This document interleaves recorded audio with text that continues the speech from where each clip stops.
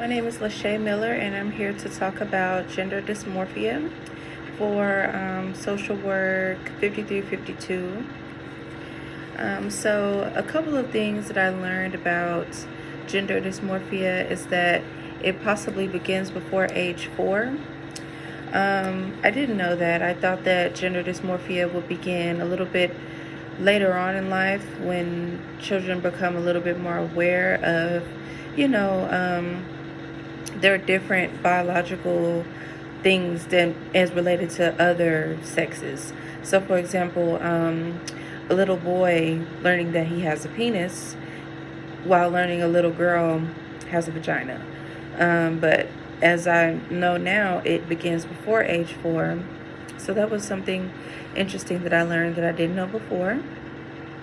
Gender dysmorphia is not related to sexuality. So this is something that I kind of had to connect the dots on myself, because it's easy to think that, oh, well, because this person is wanting to change how they identify, that they're attracted to women instead of men. But that's not always the case. Someone could identify as a male and still love women, or still, be sexually attracted to women. It doesn't necessarily, their gender expression, I believe that's correct, does not necessarily mirror their sexuality.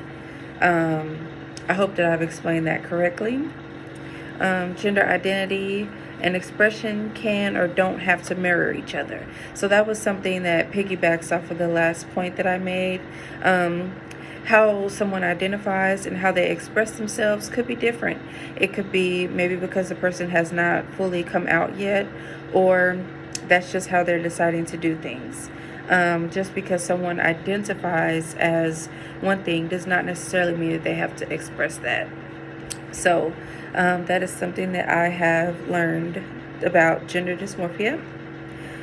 Two things that I knew prior to this lesson is that there is discomfort in the assigned sex that leads to a transition. So, for example, if a client is feeling discomfort in their body and like they don't belong as what they are, then there's some things with their gender dysmorphia going on there, and that depression is common when experiencing gender dysmorphia.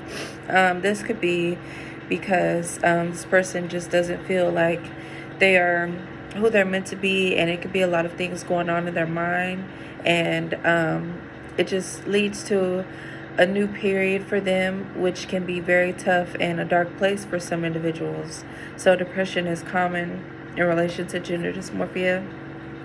And one thing that I would like to learn is what biological things occur in an individual when they are experiencing gender dysmorphia. So I know we have, they begin to think differently, feel that they don't belong in the body, but is there something that is going on with their body that is sending those messages? Or how do we, know that those are the feelings that are being felt, or where are they coming from, what biological signals are occurring, things like that.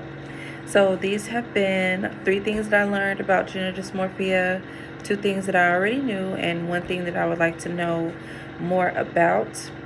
I think gender dysmorphia is a very interesting topic, especially when you begin to discuss gender identity, sexual orientation, and things like that.